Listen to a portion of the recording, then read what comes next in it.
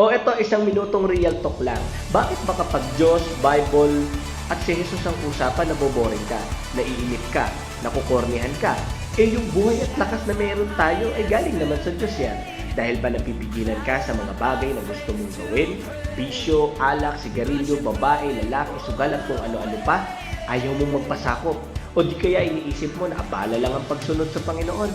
Sa kabila ng lahat ng nabasa at napakinggan natin na pangangaral patungkol sa salita ng Panginoon at sarili pa rin natin ang sinunod natin, ito ang sabi ng Mangangaral chapter 12. Ngayong nabasa mo na ang lahat ng ito ang aking huling payo.